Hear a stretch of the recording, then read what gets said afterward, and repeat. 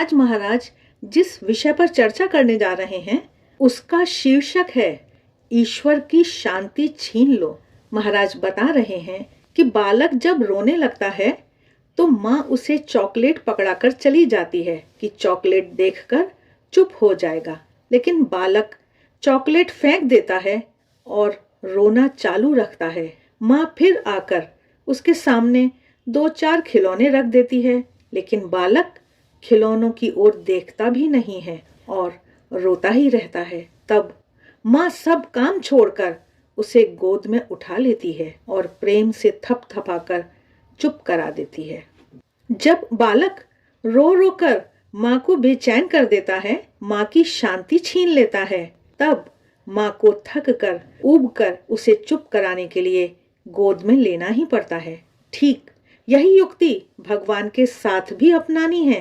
श्री रामकृष्ण देव के अंतरंग शिष्य स्वामी तुरायानंद जी कहते हैं, ईश्वर से प्रार्थना करते रहना भी एक महत्वपूर्ण कार्य है। तुम्हें सच्चे अंतःकरण से उसे करना चाहिए। अपनी सतत प्रार्थना से मानो तुम ईश्वर को अशांत कर दो। अर्थात जब विपरीत परिस्थिति आए, मनुष्य का मन अशांत हो जाए, तब टूट जाने, निराश होने के बदले मनुष्य को भगवान को अशांत और व्यग्र कर देना चाहिए। भगवान से तीव्रतम प्रार्थना द्वारा सतत निवेदन करते ही रहना चाहिए कि भगवान भी माता की तरह रोते बालक को चुप कराने के लिए गोद में उठा लें। महाभारत की कथा में द्रौपदी के जीवन में जो विपत्ति आई थी वह विपत्तियों की पराकाष्ठा थी। राज्य की भरी सभा में वृद्ध लोगों की उपस्थिति में राजकुल वधू का चीर खींचा जाए, इससे बढ़कर नारी जीवन की दुर्दशा और क्या हो सकती है। उस समय द्रौपदी ने सहायता के लिए सभी से विनती करी, पर किसी ने सहायता नहीं की। अंत में दुखी भाव से उसने श्री कृष्ण को पुकारा। यह पुकार इतनी तीव्रतम थी कि भगवान श्री कृष्ण ने तत्काल आकर उसकी सहायता की थी। जिन लोगों ने आतुर भाव से पुकारकर भगवान को बेचैन कर दिया, उन्हें भगवान ने अपनी गोद में उठा लिया है। मीरा ने भगवान को तीव्रतम उत्कंठा से पुकारा तो वे भगवान श्री कृष्ण को पा गईं। ऐसा कहा जाता है कि द्वारकाधीश ने मीरा को सदेह अपने में समाहित कर लिया था। चैतन्य महाप्रभु के साथ भी ऐसा ही हुआ था। कृष्ण के विरह में वे पागल हो गए थे। उनकी आंखों के आंसू सूखते ही नहीं थे।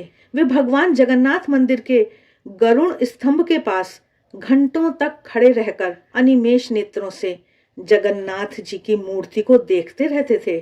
जिस स्तंभ को पकड़कर वे खड़े रहते थे, उस स्तंभ के पत्थर पर उनके हाथ की छाप पड़ गई थी, ऐसा कहा जाता है। कृष्ण कृष्ण रटते रटते उनका समग्र जीवन कृष्णमय हो गया था। ऐसा तीव्र भाव हो तो फिर भगवान आएंगे ही ना। उनके लिए भी कहा जाता है कि भगवान जगन्नाथ ने उन्हें सदेह अपने में समाहित कर लिया था। आगे स्वामी निखिलेश्वरानंद जी रामकृष्ण परमहंस देव जी के जीवन की चर्चा करते हुए बता रहे हैं कि कैसे वे माँ आज का दिन भी व्यर्थ गया, तूने आज भी दर्शन नहीं दिया। यह क्षणभंगुर जीवन तो बीता जा रहा है, क्या तू कभी दर्शन नहीं देगी? क्या तू इस दीन बालक पर कृपा नहीं बरसाएगी?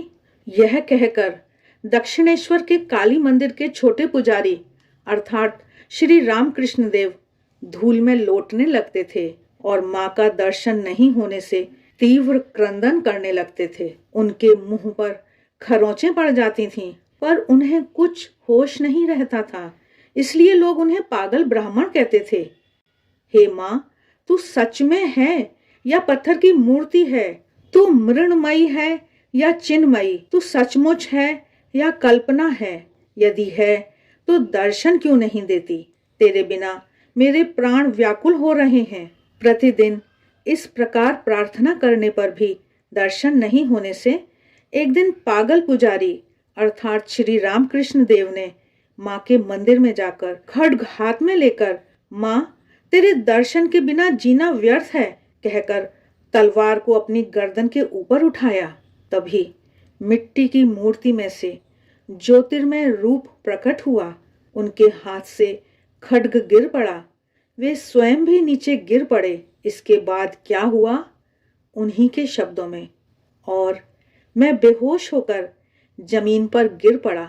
इसके बाद वह दिन और दूसरा दिन कैसे बीता मुझे उसका पता नहीं, परंतु मेरे अंतर में एक अपूर्व और विशुद्ध आनंद का प्रवाह दौड़ रहा था। जगदम्बा का साक्षात करने वाले ये पागल पुजारी थे श्री रामकृष्ण देव, जिसने तीव्रता से पुकारकर ईश्वर की शांति को छीन लिया है, उसे ईश्वर अवश्य मिले हैं। महाराज आगे बता रहे हैं कि यह तो ईश्वर को प्राप्त करने की तीव्र आकांक्षा वाले असामान्य मनुष्यों की बात हुई, लेकिन सामान्य मनुष्य भी अपने दैनिक जीवन में यदि नित्य प्रार्थना करें तो उनका मन शांत और स्थिर हो जाता है। फिर किसी भी विकट परिस्थिति में वे स्वस्थ रह सकते हैं। पिछले दिनों गुजरात में भूकंप आया था। एक सद्गृहस्थ का प्रतिदिन सवेरे भगवान की आराधना प्रार्थना करने का नियम था।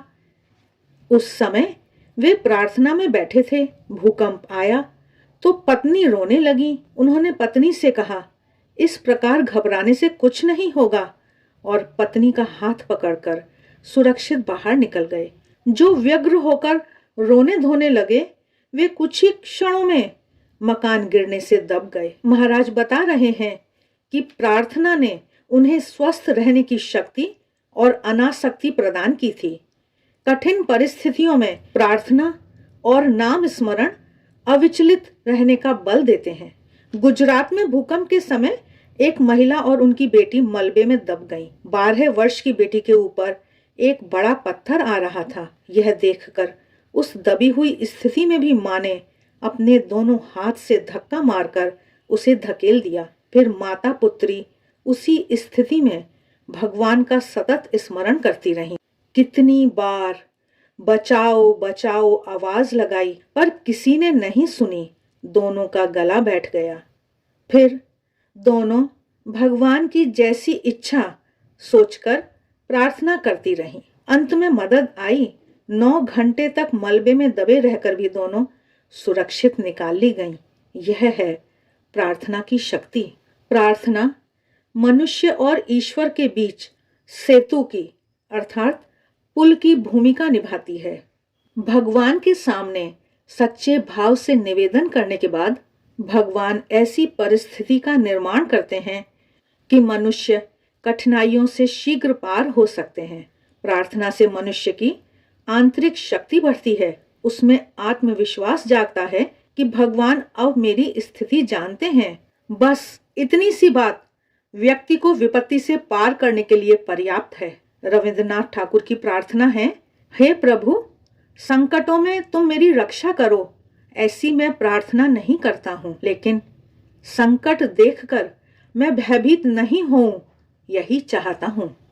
मेरा भार हल्का हो जाए, ऐसी सहायता मैं नहीं चाहता हूँ, पर उस बोझ को उठाने की शक्ति मुझे मिले, यह मैं चाहता हूँ।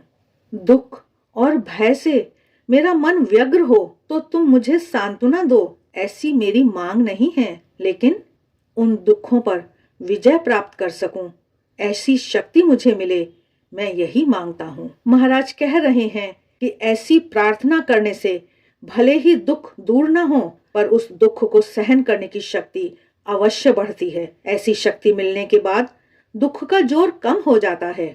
प्रार्थना तो भगवान के साथ सीधा वार्तालाप है। विश्व का संचालन करने वाली उस महान शक्ति के साथ संवाद है। यह संवाद कभी भी किसी भी स्थिति में हो सकता है। ईसाई धर्म के महान संत ब्रदर लॉरेंस के जीवन की बात है।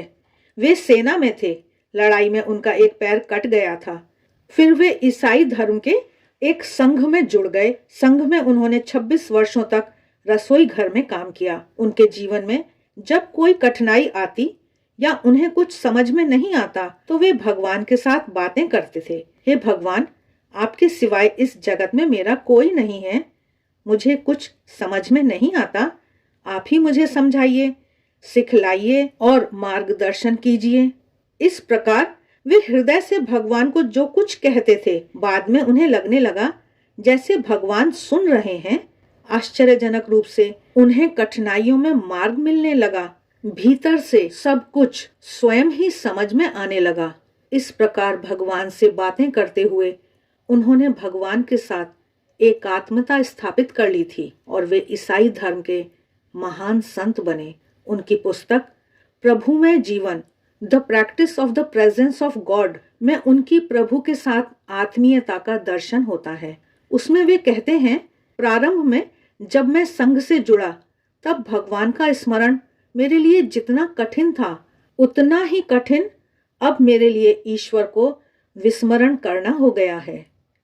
एक रूसी यात्री ने एक पुस्तक में अपना अनुभव लिखा है। यह पुस्तक मूल रूसी भाषा में है।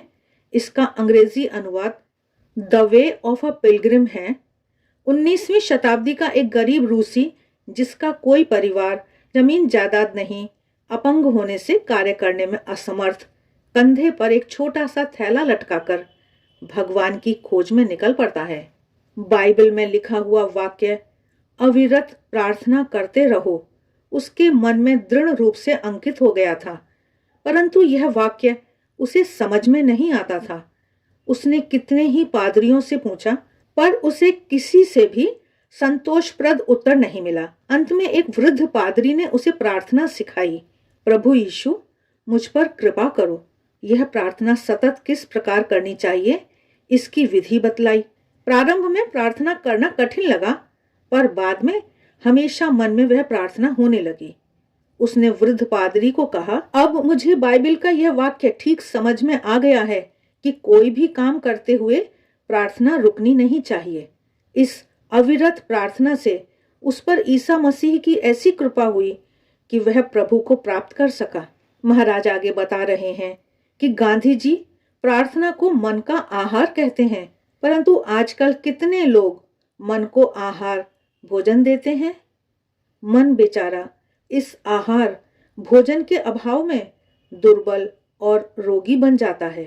प्रार्थना, ध्यान, भक्ति, सत्संग, स्वाध्याय, नाम स्मरण आदि मन को पुष्ट करने वाले आहार हैं, लेकिन अधिकांश लोग मन को ऐसे आहार से वंचित रखते हैं। इससे वह दुर्बल और कमजोर हो जाता है। फिर उसकी स्थिति ऐसी हो जाती है कि छोटी सी भी कठिनाई के सामने वह टूट जाता है, निराश, हताश हो जाता है, स्वयं को खत्म करने के मार्ग पर चल पड़ता है और सब कुछ समाप्त कर देता है। ऐसी स्थिति पैदा हो उससे पहले मन को प्रार्थना के द्वारा पोषण देना शुरू कर देना चाहिए। बहुत देर हो जाए उससे पहले भगवान के साथ प्रार्थना की डोर बांध देनी चाहिए। जिस क्षण हृदय में शांति और सच्चा सुख पाने की इच्छा जगे, उसी क्षण भगवान से प्रार्थना आरंभ कर देनी चाहिए।